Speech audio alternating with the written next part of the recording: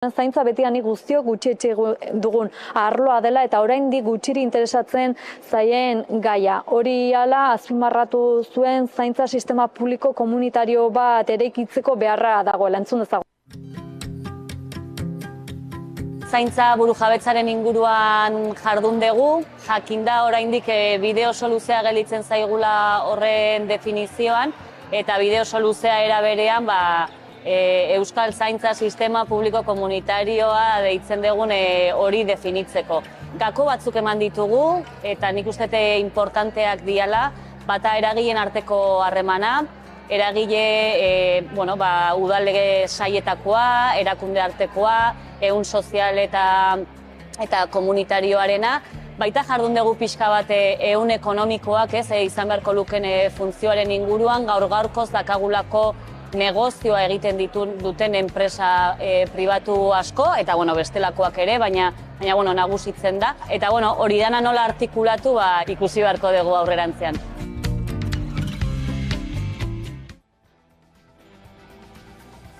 Bada, zaintzaren bueltako gehiagoren zain, gaiz aldatuko dugu jarraian izan ere pairatzen ari garen beste arrakala bati helduz klima aldaketak Euskal Herriko kostaldean dituen eta izango dituen ondorioei buruzko txostena kaleratu du orain gutxi. Azti zentro teknologikoak ohartarazi duenez baliteke mende amaierarako itsasmaila 75 zentimetro igotzea eta testuinguru horretan helduko da klima larrialdiaren inguruko COP28 biltzarra. Bihar ekingo dioteko 28ari klima larrialdiaren inguruko Nazio Batuen Erakundearen biltzarrari Dubain hasiko dute aurtengo saioa eta bertan izango dira mundu osoko agintari asko. Parisko akordia izango dute aintzat eta 2035erako helburua zehaztuko dituzte klimaren aldeko ibilbide orriak garatzeko. Gogoratu behar dugu azkenaldian argitaratu diren datuak kezkagarriak direla, esaterako berotze globalak 2 gradu egin du gora, baina munduak ez du emisioak murriztea lortu. Markak hautsi ditu munduko temperatura globalak. Gogoratu behar dugu 2015ko Parisko akordioan hitzartu zela temperaturaren igoera 2 gradu baino gutxiagora eta idealki 1,5 mugatu naizela. Baina erronka zaila izango da.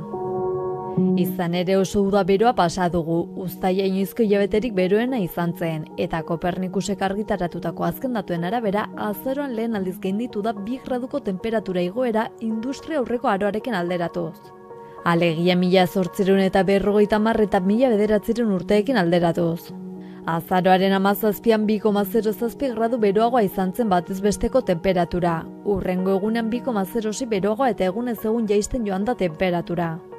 Nazio Batuen Erakundeak testuinguru honetan azaldu du egungo klima politikei jarraitzen badute berotze globala 3 gradu igoko dela.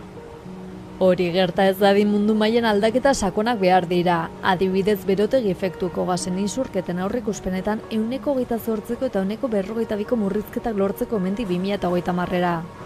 Beti ere Parisko akordioan adostutako zifretara mugatzeko helburua bada. Hau da 2 graduko eta 1,5 graduko helburu horretara gerturatzeko xederik bada. Dena den txostenak ondorioztatu du berotegi efektuko gasen munduko emisioak 1,2 handitu zirela 2021-etik 2022ra. Nazio Batuen Erakundaren arabera emisioen arloan gaitasun eta ardura gehien duten nazioek bereziki G20koek asmo handiagoko eta bizkorragoko neurriak hartu beharko dituzte, eta garapen bidean dauden herrialdei laguntza finantzarioa eta teknikoa eman beharko diete. Datuak horrela klima larrialdiaren inguruko Nazio Batuen Erakundaren biltzarra bihar hasiko da Dubain. Bertan lehen ebaluazio globala egingo dute Parisko akordiotik eta 2035erako helburuak adostuko dituzte. Adituen arabera COP28 bermatu beharko luke nazioarteko laguntza ematen dela klimaren aldeko ibilbide orria garatzeko.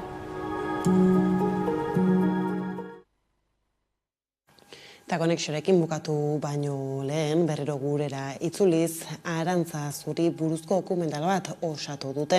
Bilboko Zinebi jaialdian estreinako proiekzioa izan bazuen ere Durangoko azokara begira jarri eta atzo egin zitzaion aurkezpen ofiziala filmari bertan izan zen Udan Arbeolankidea.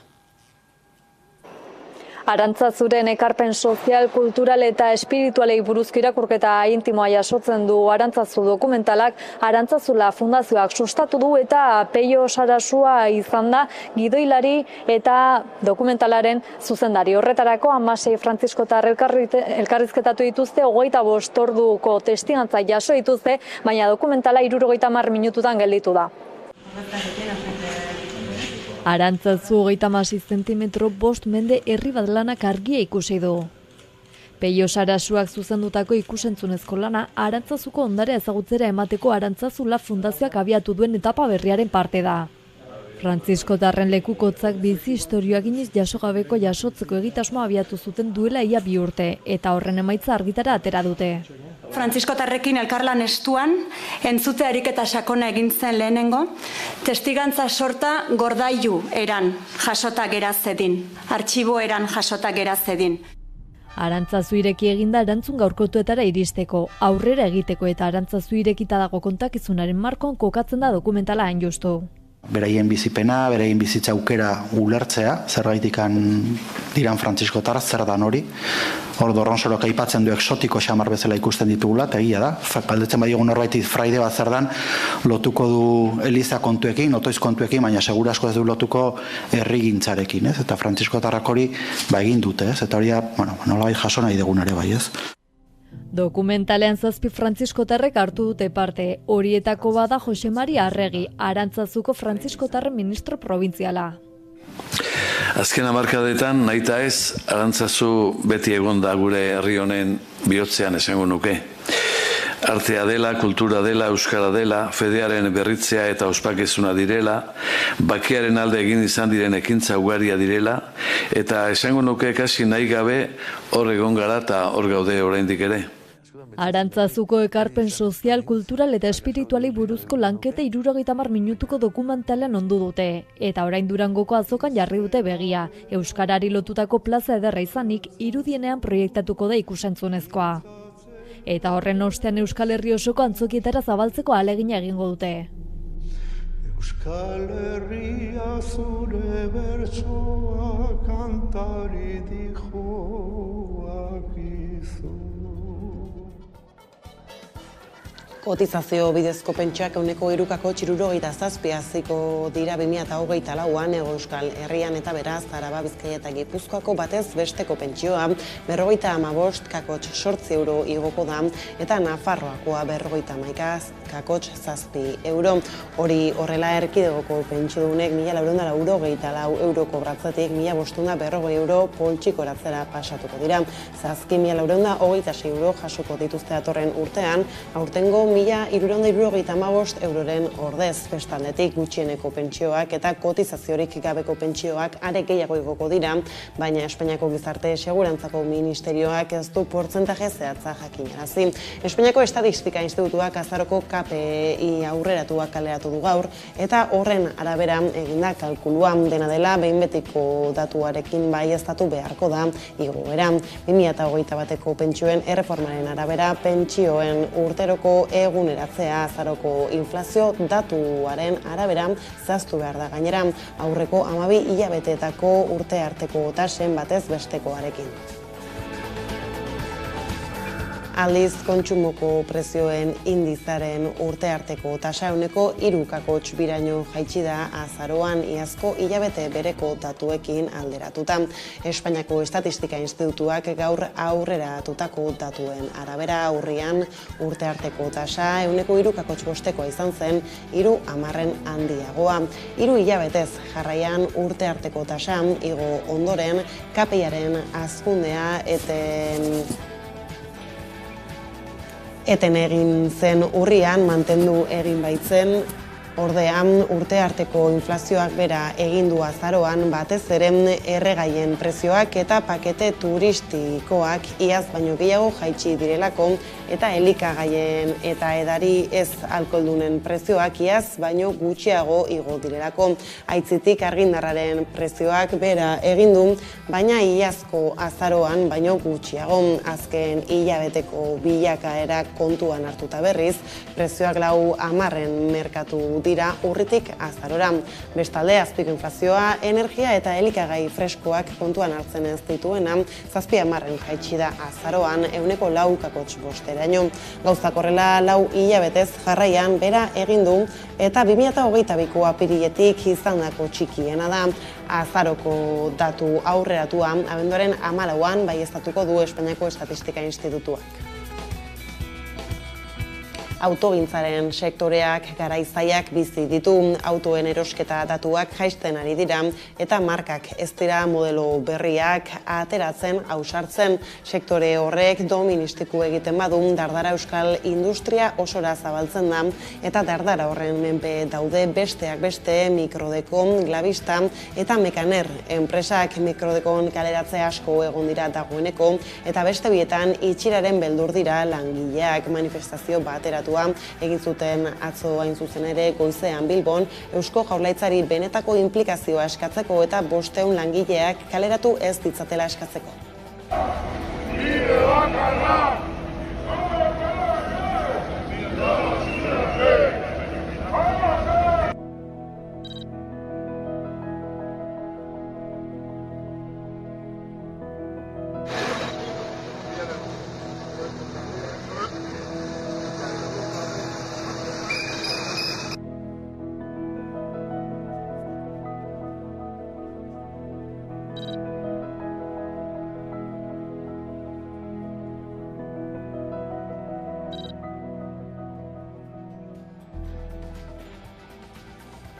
Gainera, Michelin multinazional frantziarrak 1.500 langile baino gehiagoren kaleratzea eragingo duen berregituraketa egingo du Alemanian 2025 urtea amaitu aurretik lantegien lehiakortasun falta argudiatuta.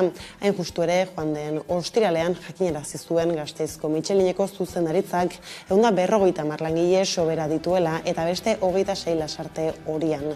Komisione Soberasek eta UGTek zuzendaritzari eskatu diote lanpostu soberakinari neurri ez traumatikoekin emateko atera bidea, hala nola errelebo kontratuetarako eta erretiro aurreratuetarako adina aurreratuta, langileak lanpostuz aldatuta eta norbere borondatez eskari txikiak eragin ez dien Espainiako eta Portugalgo lantegietara mugitzeko aukera. Emanda Michelineko zuzendaritzak hainbat langileren baldintzak ere aldatu nahi ditu 3.500 behargineko plantan. Hala, joan den astean iragarri zuen 650 langileren egutegiak doituko dituela eta gerta daitekela haien lanaldiak murriztea. Era berean, enpresak iragarri du hurrengo 3 urteetarako aurreikusita zuen 75 milioi euroko inbertsioa oraingoz ez duela egingo. Antzera, Telefonika telekomunikazio enpresako hitzarmen kolektiboa negoziatzeko bigarren bilera izan zuten Herenegun Telefonikak eta sindikatu nagusiek, Komisione Obreras eta UGTek eta 2.500 bat langile botatzeko kaleratze kolektiboa proposatu du enpresaren zuzendaritzak. Lehen bileran plantilla doitzeko plan bat iragarri zuen enpresak 2.500 5.000 langileri eragingo ziena eta Herenegun xehetasun gehiago eskatzean erregulazio espediente bat ezartzeko asmoa iragarri zuen. 27.411 langile ditu Telefonikak Hego Euskal Herrian eta Espainian, beraz 2.500 langile kaleratu zero, plantiaren 9% bat botako luke enpresak.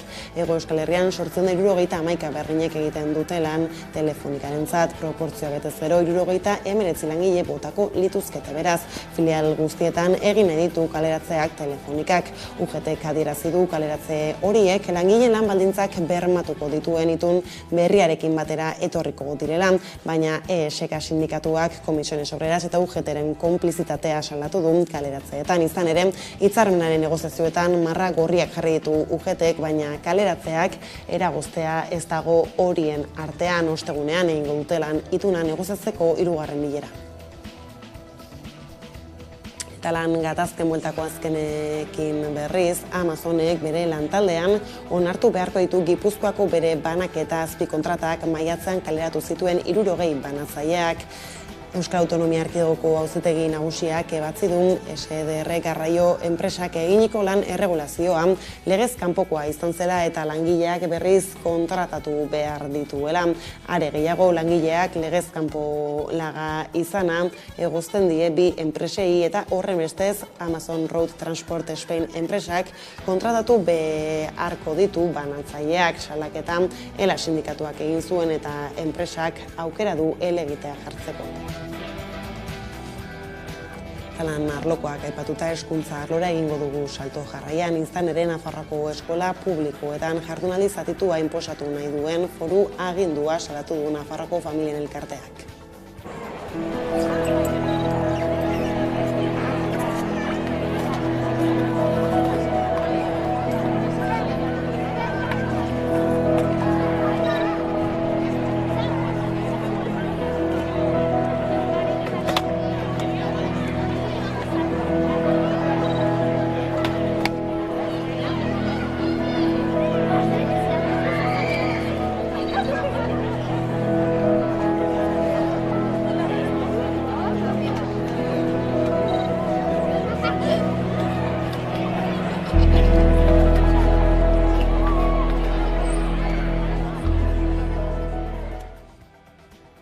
Bestaldetik, Araba, Bizkaia eta Gipuzkoako hezkuntza legea azken txanpan da. Gaur onartuko dute legearen proiektua batzorde parlamentarioan arratsaldeko 3:30 aurrera.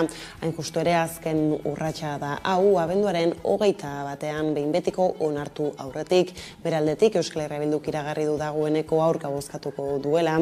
Atzoko egunean, bilkideek jarrera hori berretsi eta gero.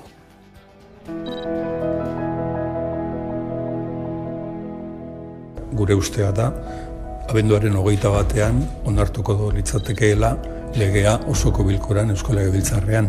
Eusko Jaurlaritza osatzen duten alderdi biek beti egin dute apustu lege hau ahalik eta babesik handienarekin atera dadin. Extraordinaria noticia que EH Bildu hoy sus bases voten en contra de la ley de educación que vamos a aprobar el 21 de diciembre. ¿Por qué? Porque EH Bildu quería hacer de esa ley de educación una herramienta de construcción nacional y nosotros hemos dicho que no.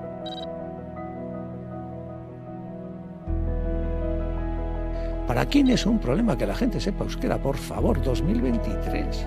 El señor Andueza cree que sus tesis se han impuesto. Bien, pero esto forma parte de la dinámica parlamentaria. Se han impuesto porque el PNV se ha plegado. Pero las leyes se pueden cambiar, ¿eh? Gaizki jaioko da lege hau. Gaizki jaiotzen da eta gainera pena handia da. Lege honek beharko lukeuki parlamentuaren 80%aren babesa. Hori lortu gendun aurretiko akordio baten. Akordio bat gaina oso konkretua zana, zan akordio abstraktu bat. Eta eguerdira arteko berriekin bukatzeko Mikel Albizuri babesa adierazi zioten Euskal Herriko 75 irakurle taldek zehazki Nafarroako gobernuari eskatu diote ez dezala oztoporik jarri Albizuren literatur jardunaren eta irakurle taldeen dinamizazioan. Mikel Albizuk jasanduen jazarpena salatzeko, bai eman bakea literaturari adierazpena aurkeztu dute astearte honetan Iruñan literaturarloko hainbat irakurle klubetako dinamizatzaileek. Azaroaren 15ean, Covite elkarteko presidente den Consuelo Ordoñezek, Mikel Albizu Pirineotako udaletako irakurle taldeko dinamizatzaile lanetan ari zela zabaldu zuen. Horrela, Nafarroako gobernuak Albizuren lana etetea eskatu zien udal ezberdinei, elkarbizitzarako plan estrategikoa aitzakitzat hartuta. Dokumentuaren irakurle izan diren Josu Jimenez eta Ines Castilla gogoratu nahi izan dute, kultura eta literatura arloan joan den mendeko 80ko hamarkada hasieratik Mikel Antzagoitizen ez ezaguna den Mikel Albizuk hainbat literatur lan antzerki eta bestelako kultura gerpen egin dituela urteetan zehar. Idatzi honen bitartez eskatu nahi izan diote Nafarroako gobernuari berrikus dezala hartutako erabakia. Horrek, Albizuren lan egiteko eskubidea urratzen duelako.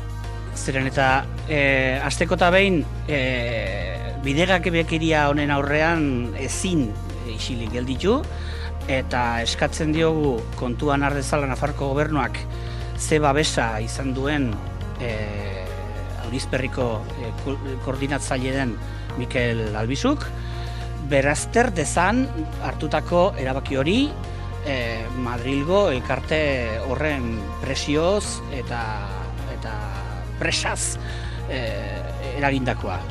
eta orduan eskaera zehatza da, berazter dezala eta bidegabekeri hau konpondezala. Manifestua Euskal Herri osoko 75 irakurle taldetako 37 dinamizatzaile eta 276 irakurleen izenean kaleratu da. Bada, honekin iritsi gara gurean gaur magazinaren lehen atalaren bukarara eguneko elkarrizketa nagusiari bide emateko gaurkoan ere biharko greba orokor feminista izbide laster gara bueltan albiste gehiagorekin. Kaixo, egunon ikusentzulego maitea, eskerrik asko etortzeagatik berriz ere zozoak beleari 5. kapitulora, hau da nire imitazioa de lokutora, zen modu zeiten. Kaixo, nik ezakat imitaziorik, Nikola hitz egiten dut altuan eta gaur agian lasaiago ez dut uste. Danelizius eta Laura Arre gara, eta kapitulo honetan sartu baino lehenago kontatu nahi dizut intimitatean izugarraizko beldurra ematen didan gauza bat, nahi dezu jakin. Bai, esan. Kristoneko beldurra ematen gauza bat eta gauza hau deitzen da inflazioa. Ez nire sabelaren inflazioa, ardau frisantiaren ondorioz, baizik eta presioena, gaur goizian egonaz Donostian tabakaldea tabernan, ze goxua, ze politxa, ze txukuna, ze inguru polita ere bai. Ze hostia emondoztieten ordaintzerakoan, zuak, itzu zenbat kobra hostia, kafetxo bat, eta brauni bat? Nik uste Donosti izan da 10 euro. A ber, hori normala bada, ez nau hain triste. 6 euro kobra ustea? 6 euro. Hori bai dela beldurra. Bai, kapitalismoa bere baita. Kapitalismoari beldurra ingeike denboraldi oso bat, baina gaur ez da momentu hori. Eta ekarri dugu Kristoneko gonbidatu bat. Nahi dezu bota pistaren bat igual entzuliek adibinatzeko, edo nahi dezu sartzia. Sexualitate ez normatiboa. Ai, ama! Ba, izango gari irurak, ja. Las tres mellizas. Sarda dia, Platora! Olat Salvador, txalobero bat!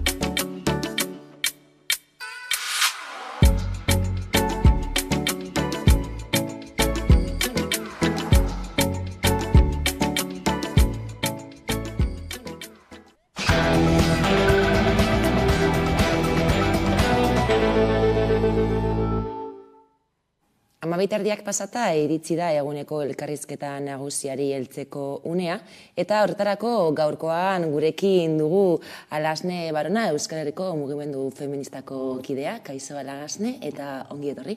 Kaixo, eskerrik asko. Beno, greba feminista orokorraren atarian gaude, gaur azaroko 29, bihar azaroko 30, nekea urduritasuna tarteko zelan.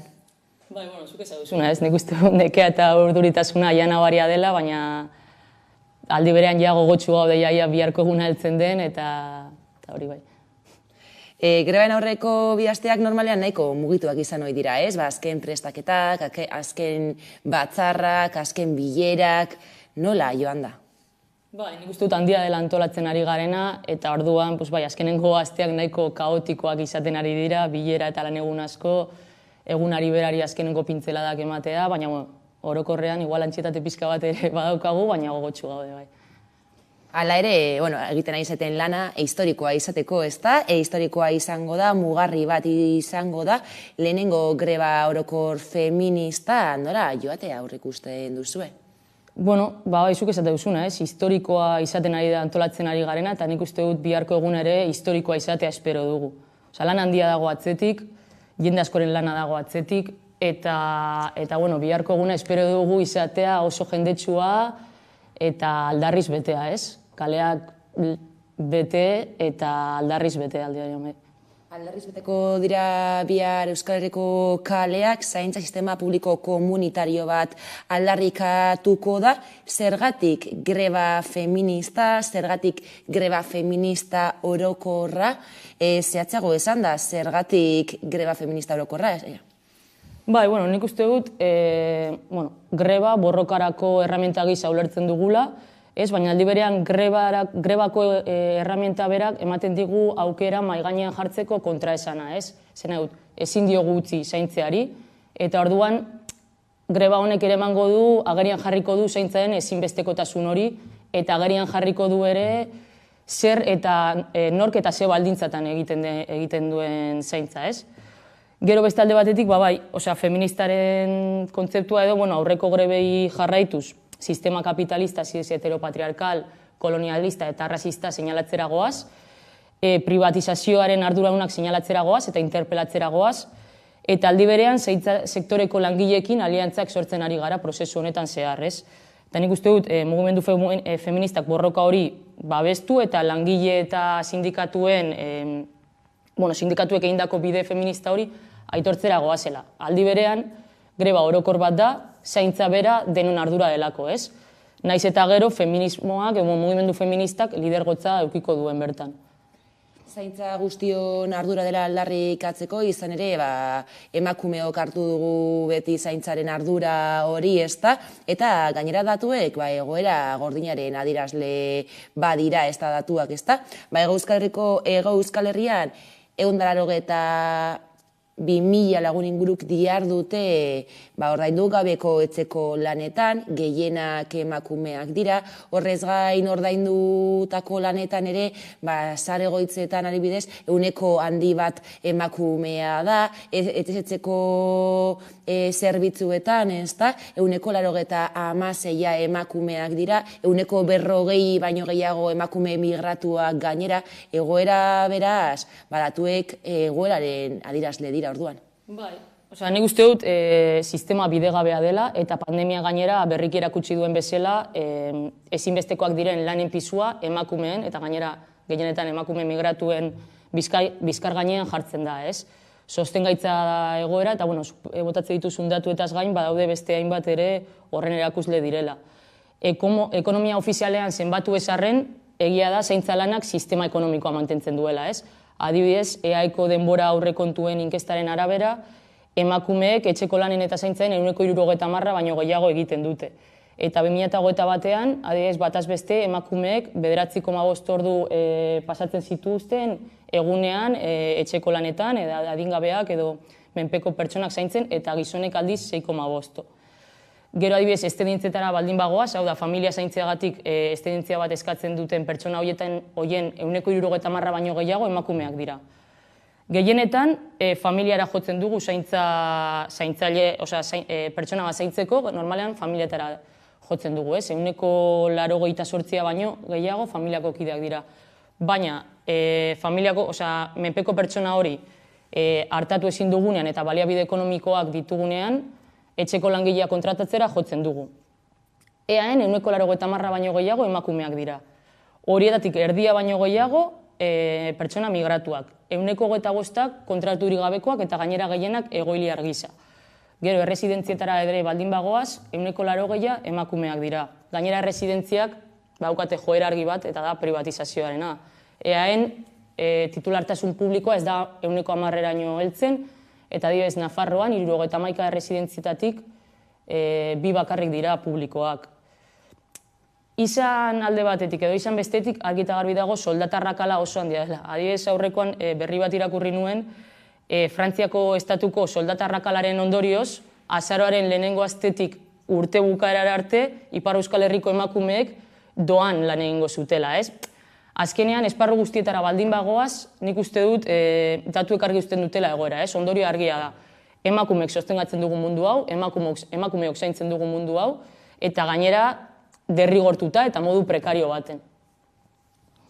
Orduan, zaintza greba, zaintza sistema publikoaren alde, azaroaren 30ean greba feminista orokorra, kontsumo eta produkzio greba izango da, egia da zaintza greba ezin dela egin, zaintzak ezin delako alboratu ez da, baina hori zaintzaren auzia erdigunean jarriko da, izan ere askotan, egia da zaila egiten zaiola gizarteari ulertzea zer den zaintza ere. Bai, nik uste dut ohituta gaudela zaintzaileak eta zaintza beharra ikusezin ustera, normalizatuta daukagu emakumeok gure bizitz proiektuak alde batera ustea edo geroraztea zaintzeagatik, zaintza gure bizitzaren parte da, baina emakumeok egiten dugunez ez dugu lehen lerroan jartzen.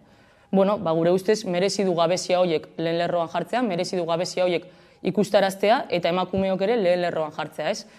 Nik uste dut emakume guztiok daukagulako premia hori adierazteko zein nekatuta gauden zaintzeaz ez delako gure erabakia, derrigortuta egiten dugulako. Eta nik uste dut zentzu horretan mugimendu feministak sindikatu eta eragileekin batera lortu duela edo lortzen ari dela zaintzaren ulerkera zabaltzea, ez? Alde batetik, zaintzak prekarizatu egiten gaitu, ezin dugunen aukeratu nola zaindu, baina beste alde batetik, zaintzaren potentzialtasuna handia, zaintzak potentzialtasun handia lortzen du aldarrikatzen dugunean, zaintza bizi osoan nahi dugula pertsona guztientzat eskubide, baina aldi berean ere konpromiso gisa, ez? Eta nik uste dut horretara datorrela ere greba orokorraren deia. Guazen denon artean, ardura hartzera eta guazen denon artean erabakitzera nor eta zelan zaindu eta zelan zainduak izango garen modu askatzaileago batean. Martxoaren 8an egin zen duten grebaren deialdiaren berri, ezta? Hala ere, aspaldi mugimendu feministak darama zaintzaren problematika erdigunean jartzen, prozesua beraz ezen ez da martxoaren 8an hasi, eta horrez gain ez da bukatuko ere ez da greba egunean. Bai, hori azuk esate duzun bezala, hau ez da 6 hilabeteko kontu bat, 2018 eta 2019ko greba feministetan emakumeok planto egin genuen eremu produktibo eta erreproduktiboan, eta gero pandemia lertzean mahaigaineratzen da zaintzen kolapso bat, ez? Eta pixkat urgentzia horrek bultzatuta sortzen da denok bizitzak erdigunera plataforma, edo koordinadora dela mugimendu feministako eragile eta sektore, eta kide ezberdinek sortutako koordinadora bat, pixkat, atzetik zetozen hausnarketak kalera ateratzeko eta lurreratzeko. Ideia nagusi bat enpean, ez? Sistema hau ez da jasangarria, sistema honek erdigunean jartze du kapitala eta ez ditu jartzen erdigunean bizitzak. Hortik aurrera, 2022an Gasteizen jardunaldi batzuk egiten dira eta mahai gaineratzen da pixkat sistema publiko komunitario baten beharra eta mobilizazio ziklo berri baten beharra ere, ez? Gero ideia hori herrialdetara, herri eta auzoetara eramaten da, eta, azten gara pentsatzen pizka, nola biaraziko dugu trantzizio hori, ez? Ze herramienta erabiliko dugu. Guazen greba feminista orokor batera. Eta hori, eta zuk esate duzuna, azkenean hau ez da bihar bukatzen, Euskal Zaintza sistema publiko eta komunitario bat dugu hortzi mugan, eta orduan lanean jarraitu beharko dugu, eta hau tresna bat besterik ez da helburua, orduan oraindik badaukagu lan egiteko denbora bai. Eta lanean jarraituko duzue, eta horren adibide da herri akordioa aurkeztu zuela Euskal Herriko mugimendu feministak eta hainbat eragileek ez da. Herri akordio horretan hainbat aldarrikapen jaso zenituzten, epe laburreko eskaera batzuk eta 18 zehazki eta epe luzerako beste 5. Egia da guztiak azaltzeko agian tarterik ez daukagula, baina esatuko dizutea orokorrean edo azalpentso bat emateko. Bai, nik uste dut hori zuk esan duzuna, ez? Badaude batzuk urgenteagoak edo direnak eta beste batzuk ere epe luzerako edo ikuste ditugunak. Epe laburrean badaude adibidez etxesetzeko laguntza zerbitzuaren indartu eta garatzea, erroldatzeko eskubidea denontzat eskuragarri izatea, etxeko langileak lan erregimen orokorrean sartzea, gero ere badaude beste batzuk epe luzerako dituguna, lanaren baraketa sexual eta rasistarekin bukatzea, herri boterea eta gobernantza eredu berriak sortzea, edo zaintza sistema publiko komunitario bera garatzea, ez? Nik uste dut aldarrikapen taulak arlo desberdinak lantzen dituena, izan hartzaroa eta aniztasun funtzionala, izan haurtzaroa, izan zaintza bizitza osoan zehar, edo zaintza lurrarekin eta lurraldearekin lotuta. Baina nik uste dut laburbilduz bitan banatzen ditugula, ez? Alde batetik, egungo erregimen bidegabearen aurrean eraldaketarako aldarrikapenak, eta bestetik, zaintzaren ulerkera feminista batetik, behar dugun antolatzeko sistema hori lortzeko aldarrikapenak. Eta herri akordioa orduan aurkeztu duta, bestalde EAJak zaintza erdigunean jarriko duen eredu bat proposatu du, eredu publikoa, eraldatzailea, feminista eta komunitarioa izatea nahi dute. Egia da, hori aurkeztu dutela, greba deialdia dagoeneko deituta zegoenean, EAJatik ez dute greba deialdia babestu, kritikatu dute gainera, zer duzue esateko horren inguruan? Nik uste dut pertsona eta alderdi politiko askok hitz egite dutela zaintzaren inguruan, baina askotan ez dagoela oinarri sendorik horren atzean, ez? Nik uste dut borondate politiko asko falta dela, implikazio asko falta dela. Zentzu horretan, ez dakit, nortzuk dira, nor da zaintzaren merkantilizazioa eta negozioa eta zaintzaien prekarizazioaren erantzule? Instituzioak dira, ez? Eta nor dago instituzioen atzean? Zenbat urte daramatza EAJak erakunde publikoetan, ez?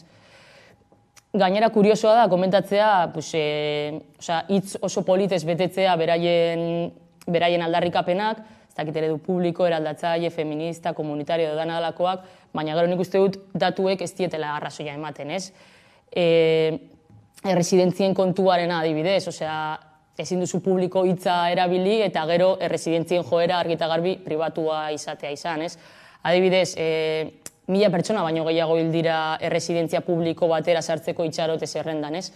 Badaude datuak argi eta garbi uzten dutena, argi eta garbi uste dutela egoera ez dela hori, eta beraien eredua ez dela hori.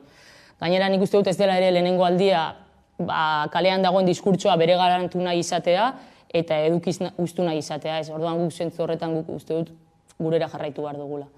Eta bestalde, arrazializatuen, migratuen eta egitoen talde batzuek ez dute bat egin grebarekin, nahiz eta hori zaintzaren eskubide kolektiboa defendatzen duten, izan ere eurek esan dute ez dutela grebaroko eskubide hori, eta orduan ez dute deialdiarekin bat egin. Nik uste dut prozesua bera ezin dugula greba egunean bakarrik kokatu, ez? Prozesua luzea izan da eta luzea izango da.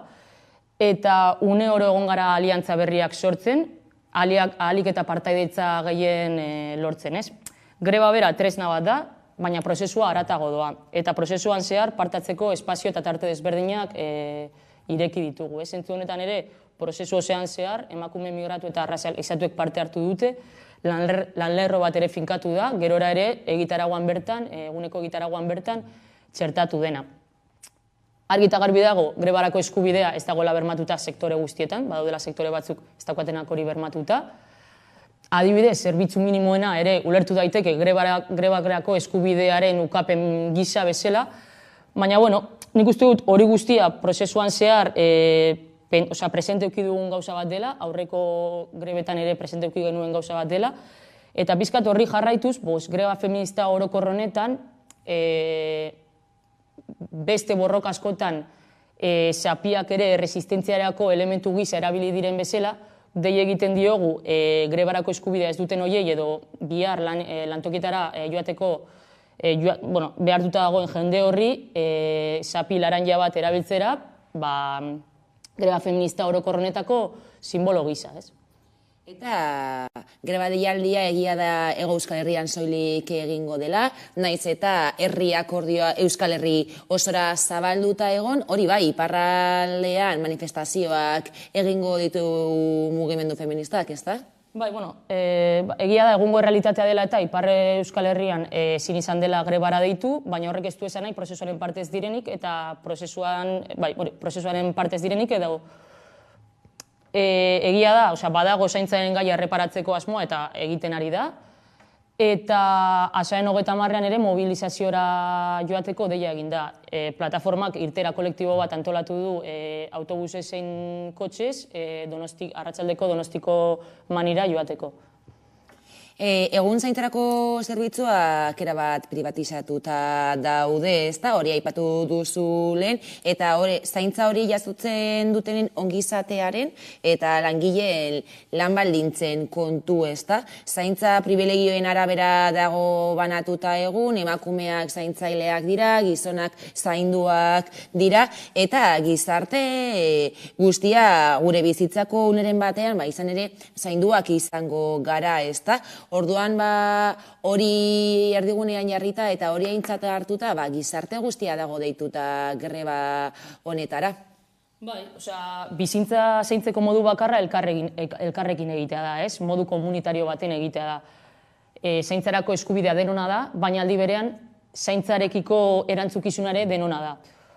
Orduan, nik uste dut zaintzaren erantzukizuna kolektiboa dela, eta hori argi eta garbi utziko dugu, baina pedagogia feminista bat egin behar da komunitarioa zer den zehazteko, ez?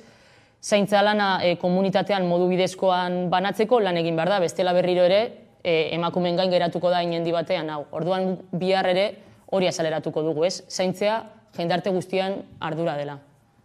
Lidergotza mugimendu feministak du greba deialdi honetan, hala ere grebaren parte izateko ere dei egin zaie gizonei, ez da, aktibo izateko greban, greba batzordeetan adibidez parte hartzeko aukera izan dute, naiz eta hori beti mugimendu feministaren lidergotza izan grebak. Nola joan da harremana eta zein da hartu duten papera gizonek? Bai, nik uste dut orokorrean prozesua ondo joan dela, ez? Mugimendu feministak ere bermean jarri dituelako hori horrela izateko. Prozesu osoan zehar bermeak jarri dira lidergotza hori mantentzeko, izan espazio esmistoak, izan bestelako bitarteko batzuk, baina, hau da, gizonek ez dute lidergotza hori hartuko, baina bigarren lerroan egonda ere parte aktibo izan dira grebaren prestakuntzan zehar eta izango dira bihar ere. Orduan, ez dira grebako erabakigun edo zuzendaritza politikoan egon, baina horrek ez du esan nahi ez direnik parte aktibo izan eta izango diren bihar. Mugimendu feministak orduan lidergotza ez da, baina Euskal Gehiengo Sindikalak ere grebara deitu du. Izan ere, gizarte guztia dago deituta grebara, ikasleak, langileak, langabetuak, pentsiodunak, gizonak, emakumeak, eta 1500 enpresa batzorde baino gehiagok bat egin dute grebaldiarekin, ez da. Orduan, ez dakigun nolakoa izango den biharko eguna, baina 1500 enpresa batzordek bat egitea, bada. Bai, esan bezala greba feminista bat da, baina aldi berean greba orokor bat ere bada, eta nik uste dut azken urteetan sindikatu askok borroka, aldarrikapen eta praktika feministak txertatzen ari dira beraien funtzionamenduan, eta mugimendu feministak ere historikoki sindikatuen tresna den greba tresna bera ere erabiltzen hasi dela, ez? Elkarren aitortza bat da, eta elkarren beharra ere dugu, ez? Zentzu horretan, Euskal Gehiengo Sindikalak lan txukuna egin du, eta horren adierazle da, zuk esan duzuna, ez? 1500 enpresa batzordek baino gehiago grebari atxikimendua ematea. Nik uste dut, sindikatuek eta mugimendu feministak borroka molde desberdinak dituela, baina azkenean interes komunak, ez? Azkenean dela pertsona eta langile klasearen bizio betzea. Greba feminista orduan, greba ez da bukaera, ez da, hasiera baino ez da izango, eta, greba prozesu honen parte da, orduan, aktibatzeko modu bat izan daiteke bada greba, eta prozesu honetan gizartea aktibatzea ezinbestekoa da, baina horrez gain ere, greba deialdi honekin, mezu zuzena helaraziko zaie instituzioei.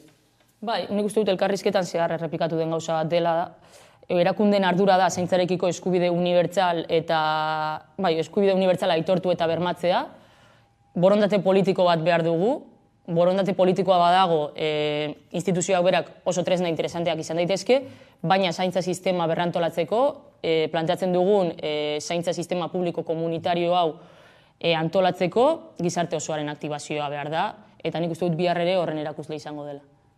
Eskerrik asko. Alasne Barona gaur gurean izateagatik, Euskal Herriko Mugimendu Feministako kidea, bihar espero dugu Euskal Herriko kalea aldarriz betetzea. Eskerrik asko zuei. Eta orain tarte bat, eta jarraian itzuliko gara solasaldiarekin, orain arte.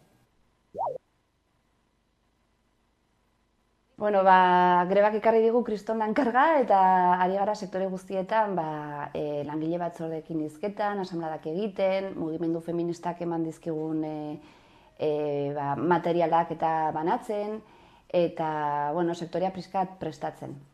Hemen badugu Nafarroan oso sektore potentea, greba feministari begira, oso garrantzitsua, berez erresidentzietako langileak greban daude, borrokan daude, ez greban orain 2 urte hitzarmen propioa lortzearren, beraz greba feministak aldarrikatzen dituen aldarrikapen horiekin bat egiten dugu zeharo, batez ere erresidentzietako sektore honetan. Zergatik, erresidentzietako sektorea zaintza sektore privatizatua delako gehien bat Nafarroan.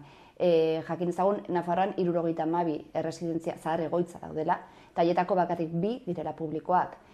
Guk zea esaten dugu, erresidentzia edo zaintza sistema publifikatzea edo privatizatzea erabaki politikoa dela. Ze gainera Nafarroako gobernua esertzen da negoziak eta mai horretan, eta momentuz Nafarroako zahar egoitzetako lehen hitzarmena blokeatuta dago, bai patronalak eta bai Nafarroako gobernuak horrela nahi dutelako. Ez dituztelako gure aldarrikapenak onartu nahi. Eta, kontxo, guk esaten dugu, orain dela gutxi paitatutako pandemiak erakutsi zigun argita garbi langile hauen egoera zein nolakoa zen, ez? Azken finean, denok behar izango dugu zainketa lanak. Bai, adingabetuen sektoreetan, adibidez, 03 plataforma edo aurreskoletan, eta baita zahartzaroan. Eta, momentuz, zera salatzen dugu, hauetako erresidentzia asko, enpresa pribatuen eskuetan daudela, eta putre funtsen menpe, eta Nafarroako gobernuak ez du desblokeatu nahi. Lan baldintza ikaragarriak dira. Hasteko erratioak. Nafarroako gobernuak ezartzen dituen erratioak oso bestelakoak dira. Baina erresidentzia bakoitzan, erresidentzia horren nolabait esateko funtzionamenduaren menpe edo politikaren menpe dago zenbat erratio ezartzen diren. Horrek, ikerketa batzuk egin ditugu, eta ikusi izan dugu nola egoiliar bakoitzarekin egoteko 2 ordu baino gutxiago daukate bertako langileek. Jakin dezagun, Nafarroan 6.000 egoiliar daude. Haietako 40% bakarrik dira itunpeko... Orduan, 3.000 familiak ordaintzen dituzte 16.000 euro baino gehiago urtean, haien egoiliarren zainketa bermatzeko. Eta zein da bertan aurkitzen dugun errealitatea, bertako langileek kriston lankarga dituztela eta ezin dutela pasa ez da 2 ordu ere egoiliar bakoitzarekin. Zenolako sistema, zenolako zaintza sistema da hori. Hori nahi dugu gure zahartzarorako. Eta gainera, langile hauen perfila pizkaten batean, gehienak emakumeak dira, askotan eta askotan emakume arrazializatuak, kriston osasun arazoak dituzte, askotan zaintzailea eta zaintzen duen pertsonaren artean ez dago adineko ezberdintasun handirik.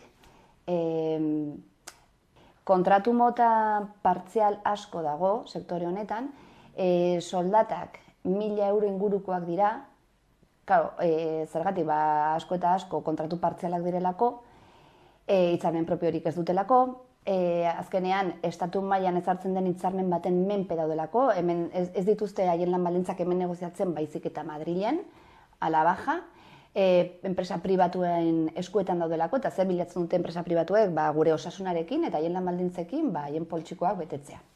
Eta hori, greba feministak zer jartzen ari da mai gainean, zaintza publiko, doakoa, unibertsala eta kalitatezkoa bermatzea. Gu ere, erresidentzien langileen igoera ikusita, hori zeharo bat dator gure aldarrikapenekin, baina eske gu sindikatu daramatzagu 10 urte baino gehiago aldarrikapen hauekin, beraz guretzat ez da bat ere berria. Orain gutxi gora bera 3 urte, Bizkaian egon zen errezintzetako langileek egin zituzten 2 urteko greba, eta berez lortu zuten haien lan baldintzak, edo lan baldintzei guztiz buelta ematea, haien soldata bikoiztea, erratioak ezartzea, eta bar. Zein da gure mezua hemen Nafarroan? Bizkaiako eredua ikusita hemen posible da hori egitea. Eta, Nafarroan oraintxe bertan, Nafarroako errezintzetako hitzarmena blokeatuta dago, baina jarraituko dugu borrokan. 2 urte daramatzagu Nafarroko gobernuari eskatzen mesedez esortzeko eta lehenengo hitzarmena egiteko, ze posible da voluntate politikoa. Eta, momentuz blokeatuta dago. 6 hilabete daramatza blokeatuta hitzarmena. Baina, jarraituko dugu. Eta nik uste dut, greba feminista honek kriston bultzada emango diola borroka honi ere.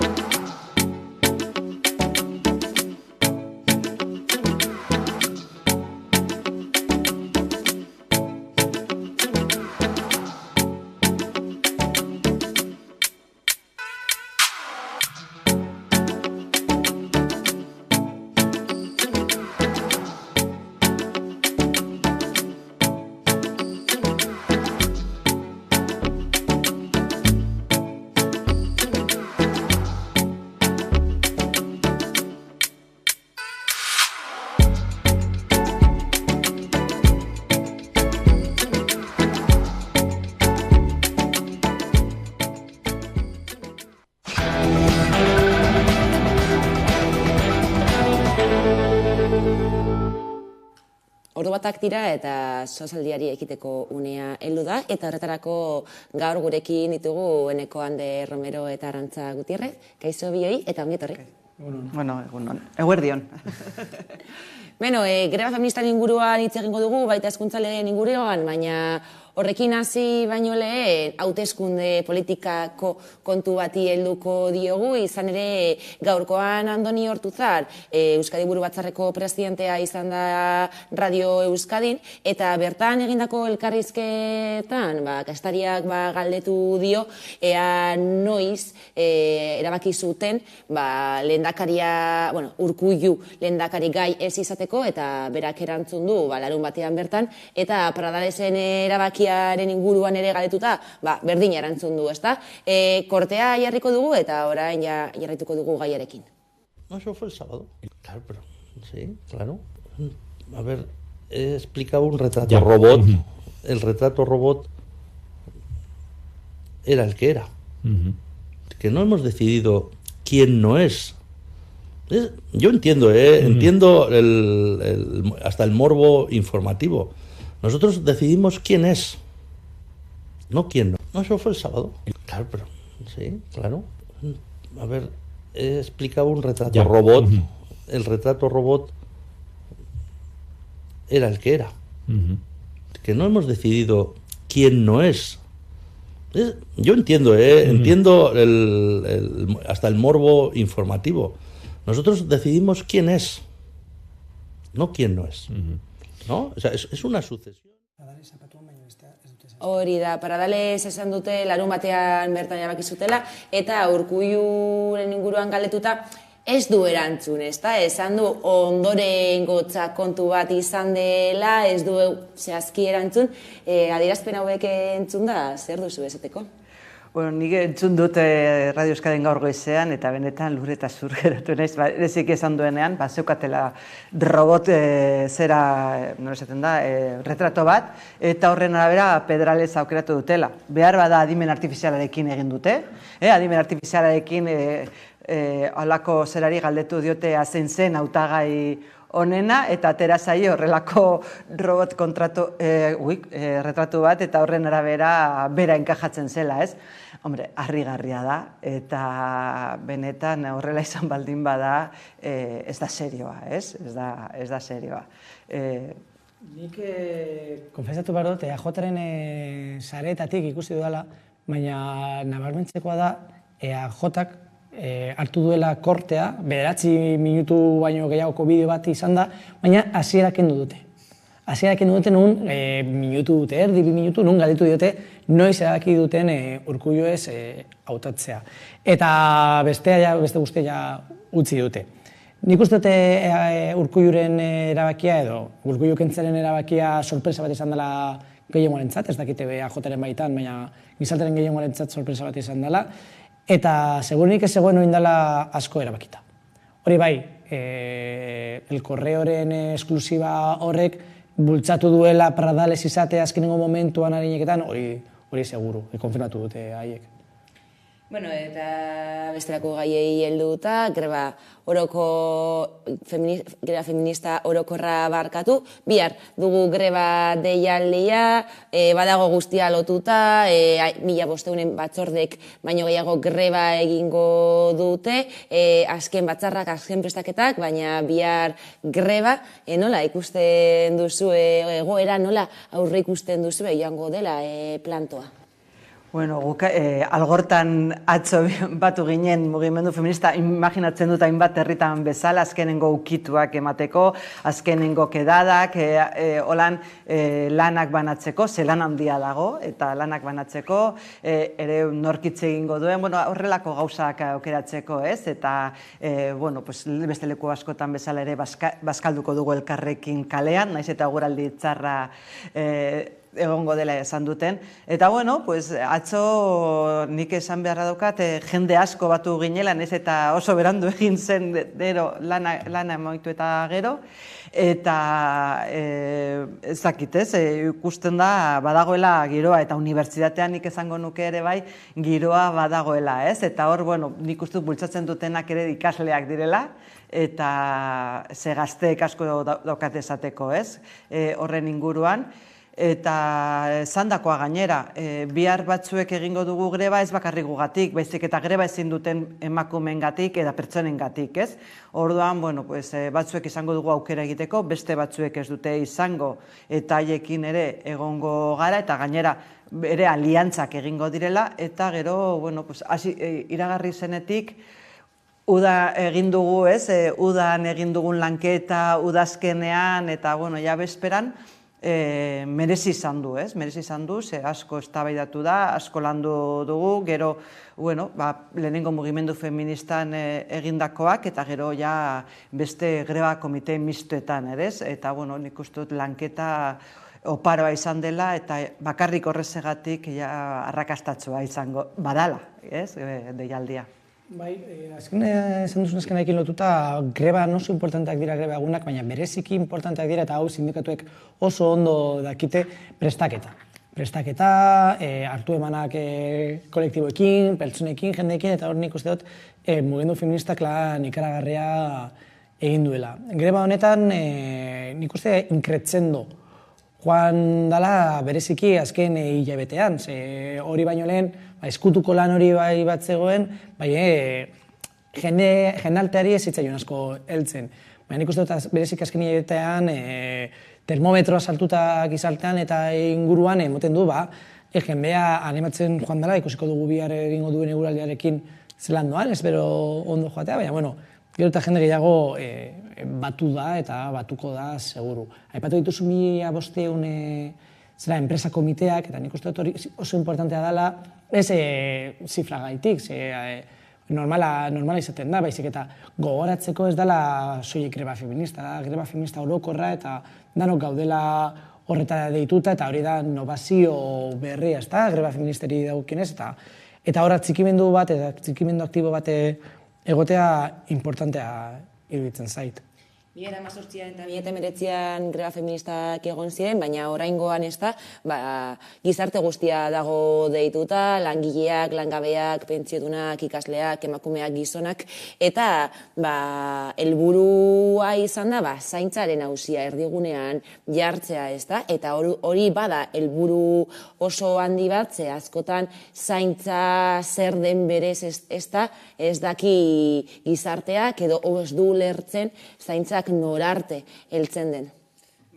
Batzuetan gainera zaintza arazo pribatu moduan ikusten da, ez? Eta hori da, azkenengo urtetan, bada gauza bat izan dela, publikoa guztion afera dela, plazaratu dela, ez? Batzuetan, tokatzen zaitzun bitartean, ematen du ez dela zaintzarik izaten, ez? Eta ikusi dugu, ez, beharrezkoa dela, jendarte osoari dagokiola, eta gainera ez bakarrik familian edo pribatuan eta maitasunez egitea, ez? Baizik eta guztioi eta diskurtsoa aldatu da. Behar bada jarrerak ez dira inbeste aldatu, baina gutxienez behartu da ikustera, ez dela batzuetan esku pribatuetan jartzen dela, esku prekarioetan, eta naiz eta tokatzen zaizunean pribatuan oso importantea izan, behar bada jendarte moduan eman diogu balio gutxi, ez? Bereziki, askotan ordaintzen ez delako, eta horregatik, esaten da, ez? Doainik dena batzuetan ez dugu balioan jartzen. Ez dugu presiorik ez daukana, batzuetan ez dugu balioan jartzen, ez? Eta, bueno, azkenen urtetan ikusi da ze importante da, lanketa handia egon dela, eta nik uste dut biharko egunera heltzen gara hori ariketa hori egin eta gero. Behar bada duela urte batzuk, zerbait komentatzen genuenean gure enpresetan, gure administrazioan lan egiten dugun, komentatzen genuen zaintzaren inguruan, bazen hori pribatua eta orain eraman dugu eta ja neurriak gutxi daude, baina behartu ditugu neurri batzuk hartzera eta horiek nola eragiten duen jendarte osoan ere gutxienez kontuan hartzera, ez? Bai, claro, zezuka gainera aipatu duzu, ezta? Lanez ordainduak eta orokorrean ordaintzen ez dana eta prezio bat ez dekona ez dugu ikusten, ezin dugu ahaztu, Eustaten datuak dira, lanez ordainduek ordainduko balira, izango litzateke BPG-aren 130%. Hau da, BPG-a multiplikatu egingo zen egin batean, eta hori da diru bat, balio bat barkatu, ez dagoena, ematen duena ez dagoena, baina badago, eta zehatza da, eta gaina neurtu daiteke. Hori alde batetik, bestetik ere, aipatu duzu, greba egiten dugunok dela askotan, privilegio hori, borokarako privilegio hori, aukera dekogulako ez. Eta nik hor bai esmeratuko nuke, eta bereziki zaintza greba bat izan da, nun, badauzkazu batzuetan, bai, ezin dutelako, sektore prekarizatuak, hiperprekarizatuak direlako, eta orduan ezin dute, baina baita ere zaintza batzuk ezin direlako eten, greba egiteko modu asko daudela eta modu anitzak daudela. Kazetariak, paperezko kazetariek agertu dira zanez, eurreko egunean egingo dutela greba, ohikoa danez askotan greba orokorretan, ez da? Baina beste modu batzuk ere badaude, mobilizazioetan parte hartuz, zainduak diren pertsonak, bai umeak, bai nagusiak orokorrean, aktiboki, implikatuz horrelako grebetan eta mobilizazioetan, greba mota hauek, berriak direnak, berritzaileak ere emoteko aukera emoten digute, eta nik uste dut hori azpimarragarria dela, eta horri buelta bat emon behar zaio, eta horretan, buelta bat emon zaio, eta horretan datza baita ere deialdi honen berritasuna eta arrakastaren parte bat, ez da? Bai, adibidez, bihar badaude herri askotan daude zaintza leku komunitarioak, ez? Eta zaintza nolabait partekatzeko tokiak, ez dira izango leku batzuk non jarriko ditugun pertsonak zainduak izan behar direnak eta zaintzaileak hor, baizik eta izango da leku bat hitz egiteko horren inguruan, gogoeta egiteko eta ikusteko zer dakarren horre guztiak, ez? Eta, bueno, behar bada batzuk gogoeta hori egin dugun beste batzuk ez, eta bueno, animatzen ditugu herritan ere hori jendea hurbiltzera, animatzen ditugu pertsona guztiak hurbiltzera eta partekatzea hori, ez? Eta bueno, ikustea zer beharrak ditugun, ze askotan behar horiek heltzen zuregana heltzen ez diren bitartean, ez dira ikusten, ez? Ez dira ikusten edo, bueno, ikusten dira batzuetan kalean ateratzen direnean mobilizazioak eta, baina egia da, bueno, bihar ere badagoela, bihar ere, zaintza hoiek egin behar direnek izango duten espazioa aliantzak josten edo saretzen joateko ere bai, ez? Azkenean, Euskadiko Mugimendu Feministak zain sistema publiko komunitarioa aldarrikatzen du, prozesu bat izango da hori eta greba prozesuaren parte izango da, ez da erramienta bezala planteatzen du greba, ez da prozesuak jarraituko duelako, egia da emakume askok ez dutela grebarako eskubide hori eta mugimenduak gainera zapilaranjak eta jartzearen aukera jarri du mai gainean, ez da, naiz eta greba ez egin, izan zerbitzu minimoak direlako edo izan grebarako eskubidea dena denagatik ez duzulako, babes hori duzula adierazteko. Ze izan ere biharko greba deialdia kontsumo eta produkzio greba da, ze zaintza greba ezinezkoa da egitea, ezin direlako zaintza lanak alboratu, ezinbestekoak badirelako.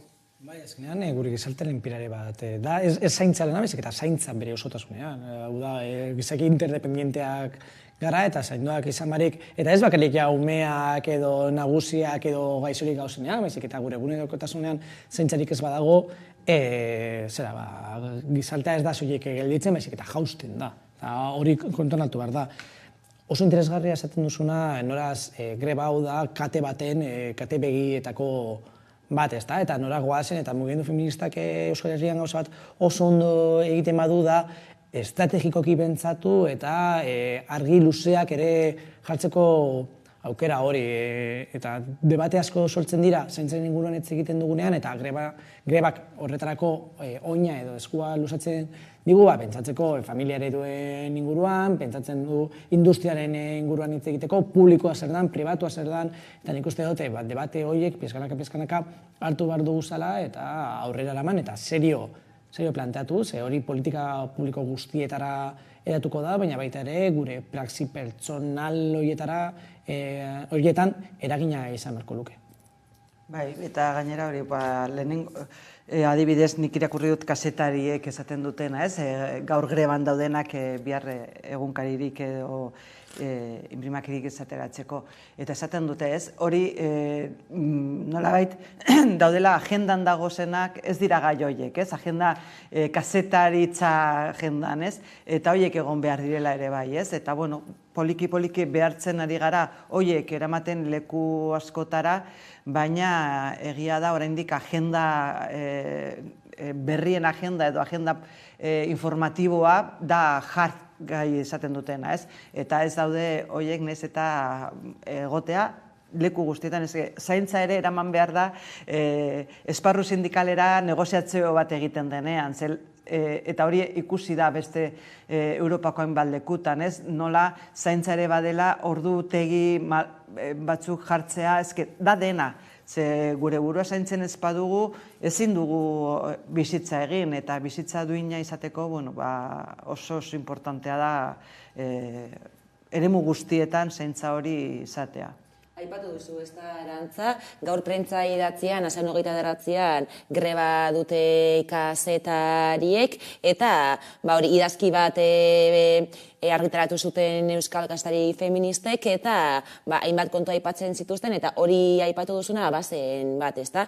Zaintza, adibidez, zaintza sektoreko lan gatazkak ez direla hain jarraituak izan, izan ere sektore feminizatua delako tarteko, eta beste lan gatazka batzuekin alderatuta, adibidez, gizonak gehiengoak direnekin alderatuta, kriston aldea dagoela, ez da? Eta orduan argi gelditzen da, sektore feminizatuen kontuak ez daudela agenda mediatikoaren erdigunean, adibidez. Hor, eta sindikalgintzaren inguruan ikertu dugunok oso argi ikusi dugu, nola? Oraindik ere greba lotzen dugu produkzioaren geldialdi batekin, eta nola hori imposiblea da gure sistema ekonomiko eta produktibo orokorrean, eta emakumeena lotu da askotan baita ere zaintzarana denez, gutxiengo zerbitzu oso altuekin, performanceekin, eta horri bigarren mailako garrantzi bat emoten biek, bilatzen dutenean azken finean gauza berdina, eta da problematika bat, zure lanpostutik kalera ataratzea, jendearen konplizitatea eta laguntza lortzea, eta horan patronala edo kasu honetan boterea daukatenei haien jarrera aldaraztea, ez da? Eta hori oso adibide ona egon zen momentu baten metalaren grebarekin, eta zera, ez dugu batzen uste dute residentzien greba izan dakoarekin. Biak dira garrantzitsuak, biek daukate atzetik jende asko eta bizitza proiektu ugari, baina protagonismoa leku zehatze batean sortze da. Oraindik ere gure kazetaritza patriarkala da, eta hori ni baino beto Arantzak daki ez da. Bai, horrela da, ez? Eta ikuspegi guztietatik. Eta emakume gehiago daudela medioetan, edo gaudela medioetan, eta, bueno, azkenengo urtetan ere tertulietan eta olakoetan, baina hala ere kasetaritza patriarkala dela, eta zertaz hitz egiten den, ez? Hori bada ikustea. Azkenengo 2020an egin genuen azkenengo mapeoa, Euskal medioak hartu genituen lehenengo aldiz saltu zen monitoreo globalean, eta ikusi genuen, ez? Nola emakumeak agertzen, albiste protagonista moduan oso gutxitan agertzen dela, eta agertzen garenean zen roletan jartzen gaituzten, ez? Eta bai, hori horrela nor daude ere bai, ez? Medioen jabetza nortzuk daukaten, eta ikusten baldin badugu hori horrela da, ez? Eta gero, bueno, badira gauza batzuk, aipatzen ez dena ez dela existitzen, esaten ez duguna ez dela existitzen, ez? Eta hainbatetan bakarrik lanbide batzuk gora aipatzen dira soilik gatazka bat dagoenean. Eta ez da egiten ze beharrezkoak diren bizitza egon dadin, ez?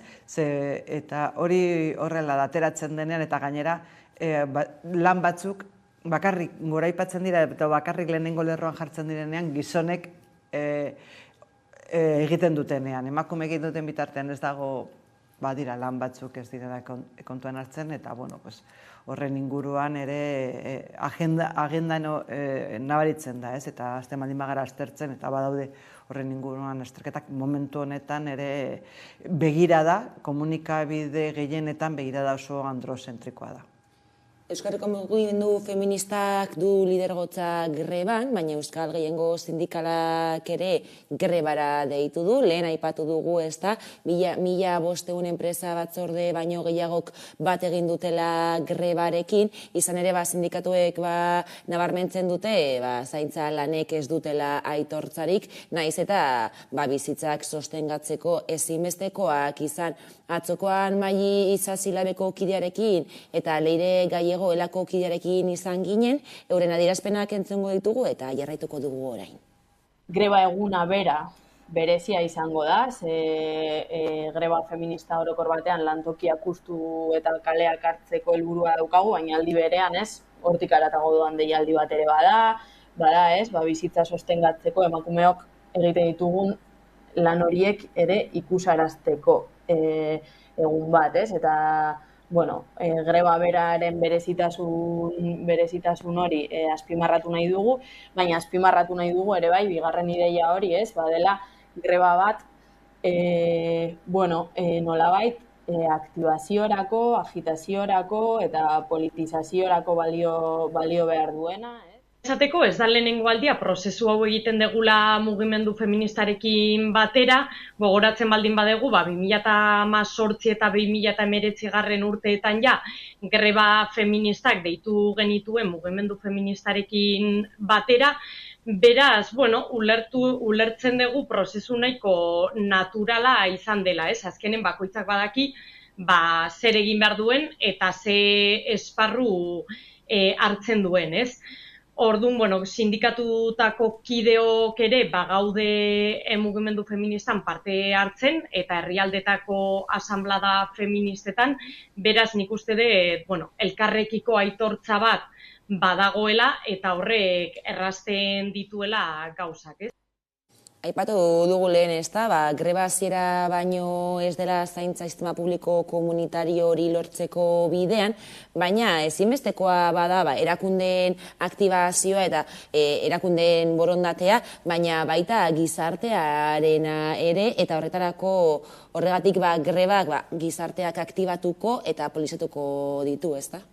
Nik uste dut sindikalgintzan egon dela aldaketa bat, bere garaia mai existitzen ziren klasikoak dira emakumeen arloa zirenak nola transformatu dira hainbat lekuetan sindikatu edo arlo feministetan, ezta? Eta ia da Euskal Gehiengo sindikalan geltatzen dela gauza bat, hainbat sindikatutan ere, baina gure erakareta bereziki Euskal Gehiengo sindikalan, eta da, jada ez direla soilik interesatzen sektore feminizatuetan edo lan merkatuan gertatzen diren gauzetan. Hau da, lan merkatuan murgiltzen dira eta horretan geratzen dira, eta hor dauzkate hainbat proposamen, lanaren banaketari dagokionez, elak ekarri ditu delegatu sozialak Quebecetiko nolabait zantza garatzeko lan merkatuan edo enpresetan, baizik eta lan merkatutik atara direla eta gizartean gertatzen diren gauzetara ikuspuntu politiko batekin garatzen dituzte, eta nik uste dut hori oso importantea dela, ze hori ere sindikatu, da feminismoak egin dion ekarpen bat nolabait sindikalgintzari, eta sindikatuak ja ulertu dute haien esparrua ez dela soilik arlo ekonomizista eta arlo formala enpresa, bizik eta hortik kanpo ere ekarpenak egiteko